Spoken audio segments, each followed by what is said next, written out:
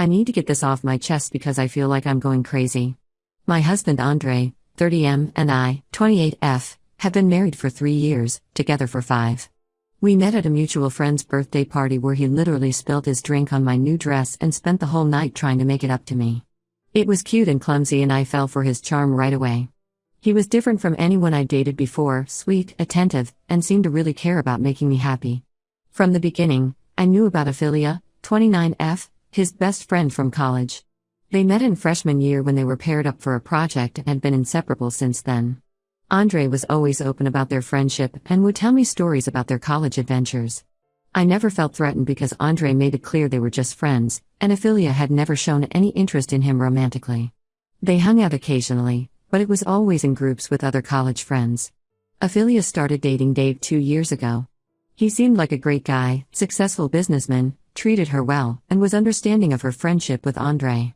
They got married last year in a beautiful ceremony where Andre was one of the groomsmen. Everything seemed perfect. Last month, around 11 p.m. on a Tuesday, our doorbell rang. It was Ophelia, standing there with a small suitcase and tears streaming down her face. Andre immediately pulled her into a hug and brought her inside. She could barely speak through her sobs, but eventually told us that Dave had kicked her out and she had nowhere else to go. Andre didn't even ask me, he just turned to me and said Ophelia would be staying with us for a while.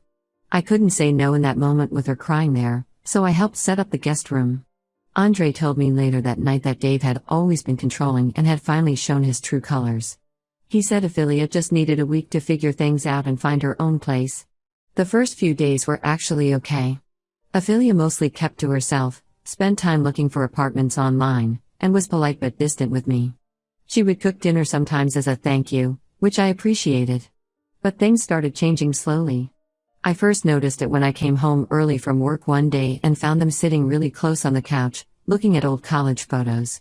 They jumped apart when I walked in. Andre explained they were just reminiscing, but something felt off about their body language. Then Ophelia started getting more comfortable around the house, too comfortable. She would walk around in tiny shorts and tank tops or come out of the bathroom wrapped in just a towel, always when Andre was around. She started cooking elaborate breakfasts just for Andre because she remembered his favorites from college. They developed this annoying habit of finishing each other's sentences and laughing at inside jokes I wasn't part of. Whenever I brought up the topic of her moving out, Andre would get defensive. He'd say things like she's going through trauma or we can't just abandon her. But he never pushed her to actually look for a place. A week turned into 2, then 3, then a full month. Our house isn't tiny, but it felt cramped with her constant presence. The worst part was how Andre started changing. He began staying up late with her after I went to bed, claiming they were just catching up. He stopped sharing details about his day with me, but I could hear him telling Ophelia everything. They would go grocery shopping together because Ophelia knows what I like.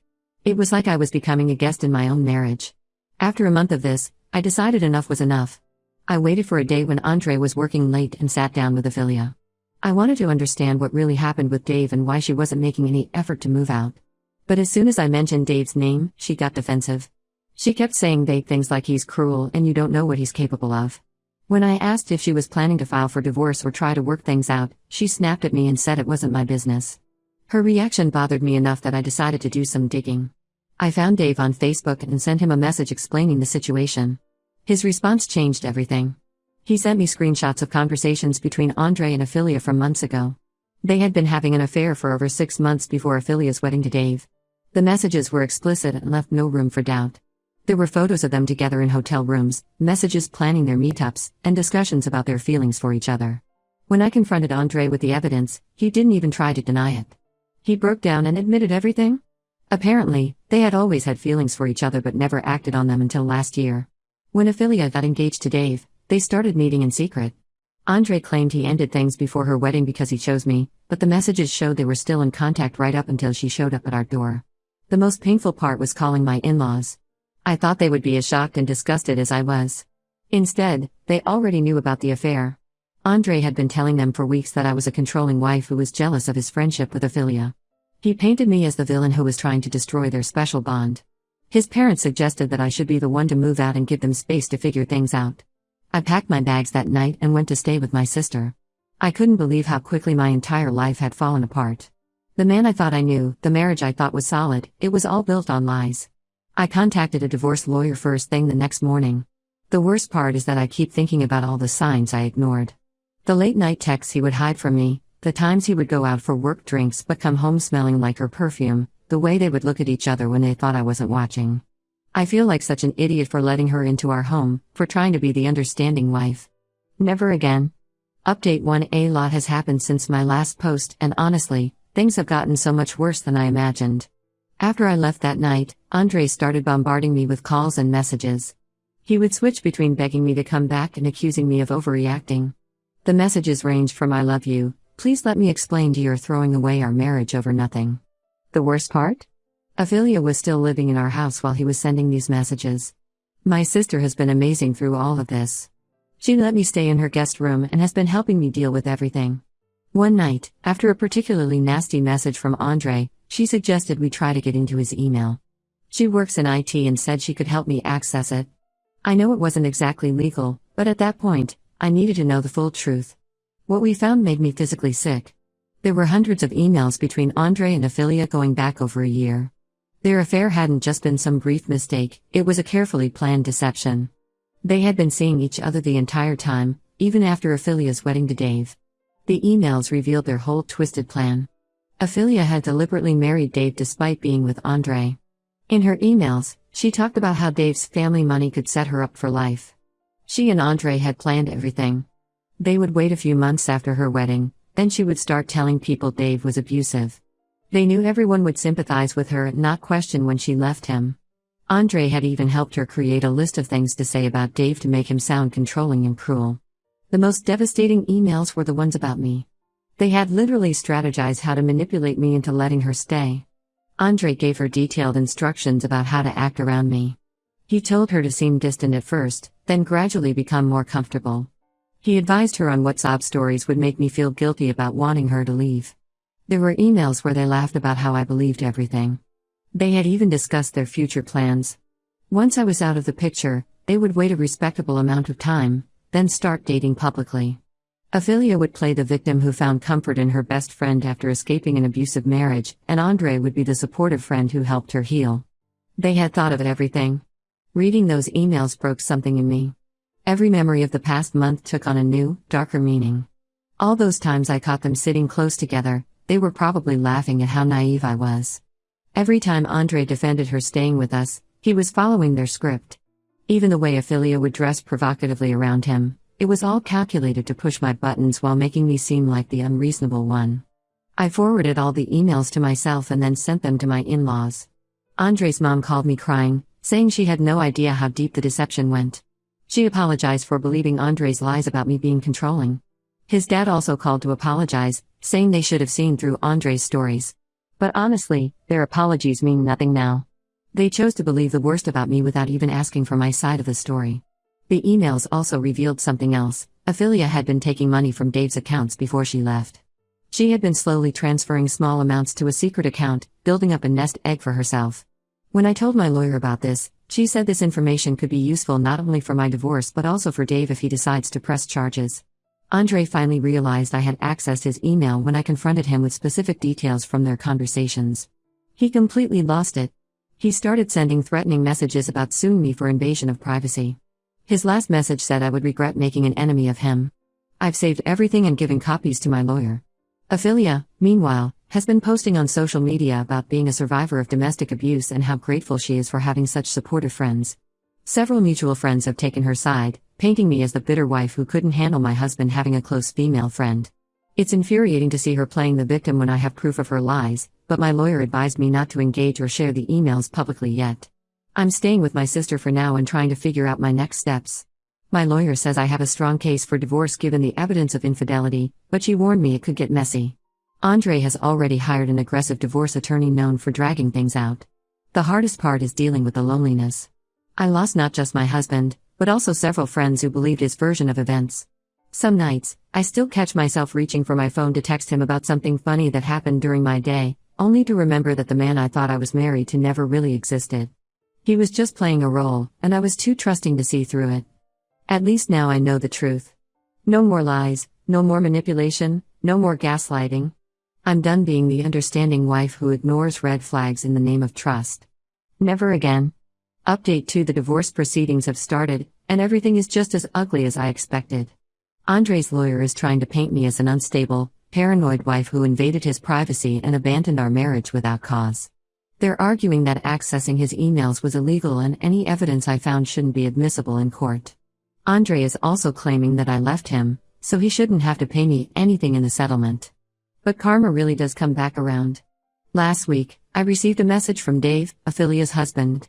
He had seen some of Ophelia's social media posts about being an abuse survivor and wanted to set the record straight. We met for coffee, and what he told me changed everything. Ophelia is still legally married to Dave. She never filed for divorce because she doesn't want to lose her claim to his family's money. Apparently, she's been lying to Andre about this the whole time. She kept telling him she was working with a lawyer and the paperwork was in process, but she hasn't taken any legal steps at all. Dave showed me proof that Ophelia has done this before. Andre wasn't her first affair. She had cheated on Dave with 2 other men in their first year of marriage. Each time, she would create drama about Dave being controlling or abusive, disappear for a few weeks, then come crawling back when she needed money. Dave had been gathering evidence for months, planning to divorce her, when she suddenly left and moved in with us. The most shocking part was finding out about Ophelia's financial situation. She had maxed out all their joint credit cards before leaving Dave. She had also been stealing from his business accounts, way more than what I had found in the emails. Dave's lawyers are building a case against her for financial fraud. When I got home from meeting Dave, I had multiple missed calls from Andre. Someone had seen me with Dave and told him. He showed up at my sister's house that night, completely unhinged. He was screaming about how I was conspiring with Dave to ruin Ophelia's life, how I was just jealous because Ophelia was everything I could never be. My sister had to call the police to get him to leave. We filed for a restraining order the next day. The next twist came when Dave's lawyer contacted mine. They offered to share all their evidence about Ophelia's past affairs and financial fraud for my divorce case. In return, they wanted my copies of the emails between Andre and Ophelia. It turns out those emails prove that Ophelia was mentally competent and deliberately planning to defraud Dave, which destroys her claims about being a domestic abuse victim. Andre must have found out about this deal because he sent his mother to talk to me. She tried to guilt-trip me about destroying Ophelia's life and ruining any chance of Andre having a future career. He's a financial advisor, and fraud allegations could cost him his license. She begged me to settle quietly and let them move on with their lives. I told her she should have thought about consequences when she supported their lies about me. The truth about Ophelia's other affairs hit Andre hard. He finally saw her for who she really was, a con artist who had played him just like she played everyone else. He tried to kick her out of our house, but she refused to leave. Now they're stuck living together because neither one has anywhere else to go. According to mutual friends, they fight constantly and blame each other for ruining their lives. My lawyer says we have an incredibly strong case now. Between the emails proving their affair and conspiracy, the evidence from Dave about Ophelia's pattern of fraud, and Andre's violent outburst at my sister's house, she thinks we can get a very favorable settlement. The whole situation is a mess, but I finally feel like I'm on solid ground. Some days I still can't believe how thoroughly Andre and Ophelia deceived everyone. They threw away their marriages, their reputations, and probably their careers, all for a relationship built on lies. And the worst part is, they're still lying, just to different people now. Dave and I have become unexpected allies in this chaos. We're both dealing with the aftermath of loving people who never really existed, just masks they wore to get what they wanted. At least now we can see them for who they really are. Update 3: the divorce is finally settled, and I can hardly believe everything that's happened since my last update. With the combined evidence from Dave and the emails we found, my lawyer was able to negotiate a settlement heavily in my favor. I got the house, half of our savings, and Andre had to pay my legal fees. The most satisfying part was watching Ophelia's perfect victim narrative completely fall apart. When Dave's lawyers presented evidence of her financial fraud, she tried to claim she had been forced to take the money because she was afraid of him. Then they showed the emails where she bragged to Andre about stealing from Dave's accounts and planning their future together. Her own words destroyed any credibility she had left. Ophelia finally showed her true colors when she realized Andre wasn't as wealthy as she thought. During the divorce proceedings, our financial statements became public record. Turns out, Andre had been lying to her about his savings and investments to impress her. When she found out he was actually in debt from spending money on their affair, she completely turned on him. Last week, Ophelia moved out of our house and tried to go back to Dave, claiming she had made a horrible mistake and wanted to work on their marriage. Dave just laughed and had his lawyer serve her with divorce papers. Now she's living in a cheap apartment and working as a waitress, quite a change from the luxury lifestyle she was used to with Dave. Andre isn't doing much better. He lost his job when his firm found out about the fraud allegations. Apparently, some of their meetups during work hours violated company policy, and he had used his work computer to plan their affair. He's living with his parents and working at his dad's hardware store. He still tries to contact me through mutual friends, sending messages about how he misses me and made the biggest mistake of his life. I sold the house, couldn't stand living there with all those memories. I used the money to buy a small condo in a different city where I got a great job offer. Some of our old friends tried to convince me to give Andre another chance. They said people make mistakes and deserve forgiveness. One even suggested that this whole experience might have made him a better person. I blocked every single one of them. The only good thing that came out of this mess is my friendship with Dave. We meet for coffee sometimes and laugh about how blind we both were. He's doing well, his business is thriving now that Affiliate isn't secretly draining the accounts, and he started dating someone new who seems genuinely nice. My in-laws still try to reach out occasionally. They want to maintain a relationship because I was like a daughter to them. I remind them how quickly they turned on their daughter when Andre painted me as the villain, and that usually shuts them up. Some relationships aren't worth saving. I'm still angry sometimes when I think about everything that happened, but mostly I'm just relieved. Going completely no contact with Andre and his family was the best decision I ever made. I'm focusing on my new job, making new friends, and rebuilding my life without all their drama and lies.